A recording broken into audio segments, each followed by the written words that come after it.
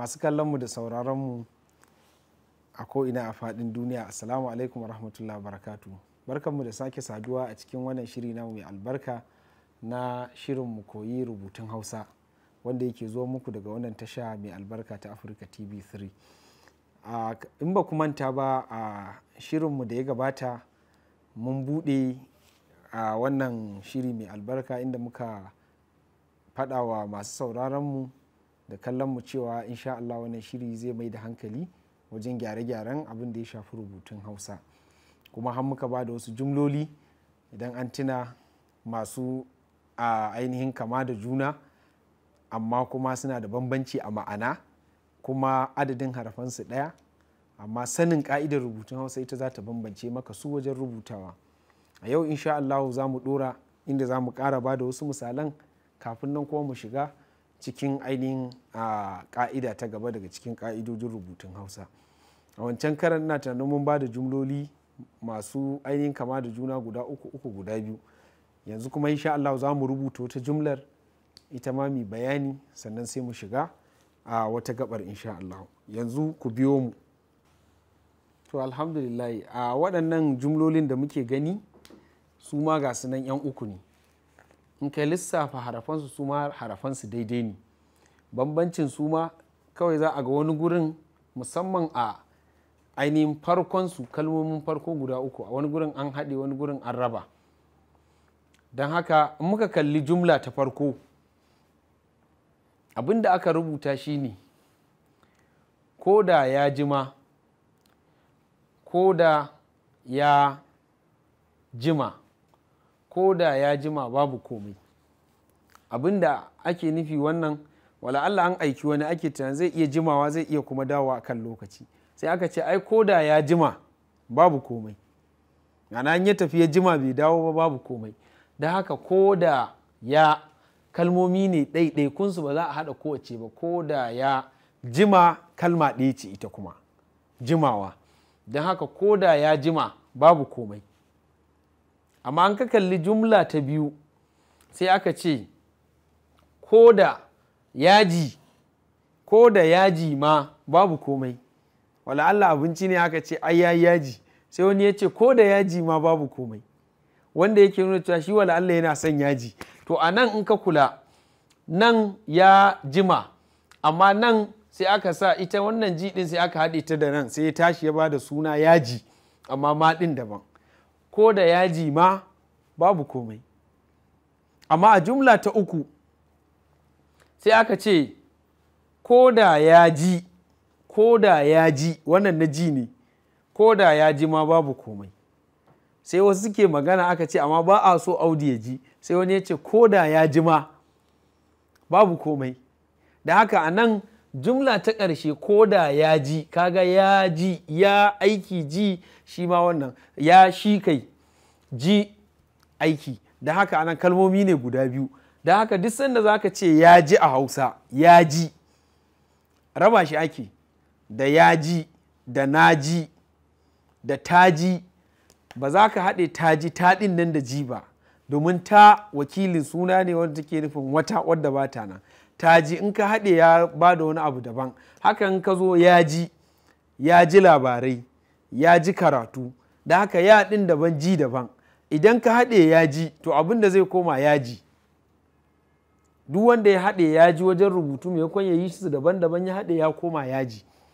To wannan in kuka kula irin waɗancan ne da muka yi a wancan ainihin shirin na baya.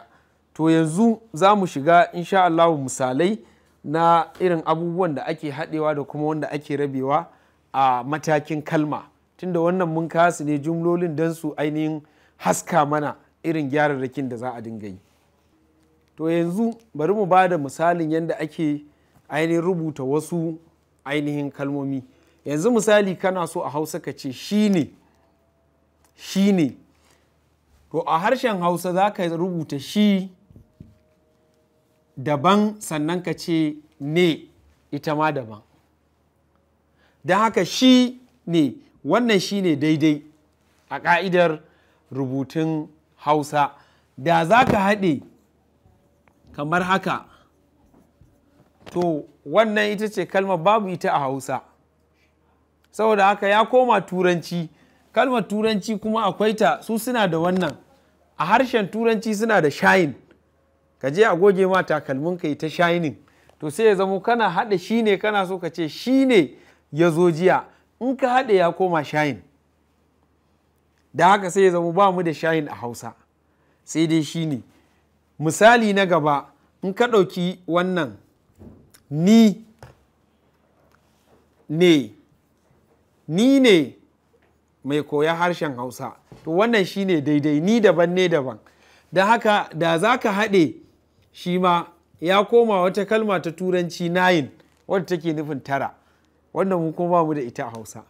Da za ka haɗa ni ne sai ya baka 9, in an zo karanta a rasa gane me kake so ka ce. Don haka shi ne a rabe, shi ne daidai. Duk lokacin da ka zo rubuta shi ne ya zo jiya, shi ne maƙocin nan nawa, ni ne. Sannan akwai inda kuma ka haɗe ɗin zai iya yiwuwa ya ba da wata kalma, shi ma ka yi kuskure amma kalmar ta yi akwai ta a Hausa. Bari mu ga wannan misalin. Za mu ga misalin ka ce ita, gashi ita ce, kaga wannan ita ce haka yake a rubutun Hausa, haka ne ka'idar. Amma da za ka haɗe fa sai ya koma itace, sai ya koma me? Itace.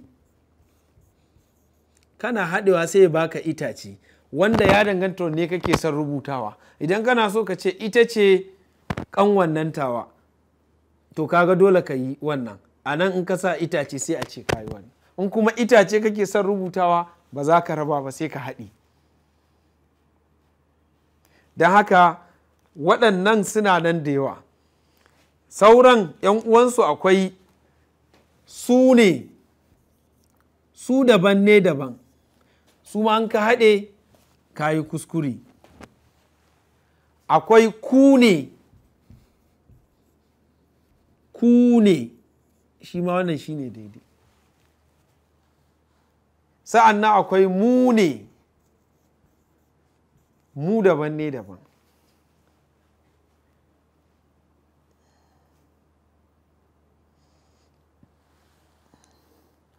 To waɗannan dukkan akwai kuma kalmar ke ce, ke ɗin daban, ce ɗin daban, ke ce ba za a haɗe ba. Ke ce mai jiran malamin misali. To waɗannan a ƙa'idar rubutun Hausa a rabe suke. Duk inda suka zo za a rubuta su shi ne, ni ne, ita ce, su ne, mu ne, ku ne, ke ce, a raba ake yi, ba a haɗe su. Wannan ita ce ƙa'idar da masana suka faɗa a harshen Hausa. Da fatan masu kallonmu da sauraronmu wanda yake haɗewa a da daga yanzu shi ma zai fara raba su. So a gurguje, daga cikin waɗannan ƙa'idodi akwai abin da ake cewa mallaka. To, don haka idan an fahimci waɗannan, ina ganin ko da yaushe mai rubutu idan ya zo kamar yadda aka faɗa, waɗannan ainihin kalmomi da muka rubuta su shi ne, ni ne, ku ne, mu ne, su ne, da kuma ke ce da ita ce, ana rubuta su a rabe kamar yadda muka faɗa, ba a haɗe su.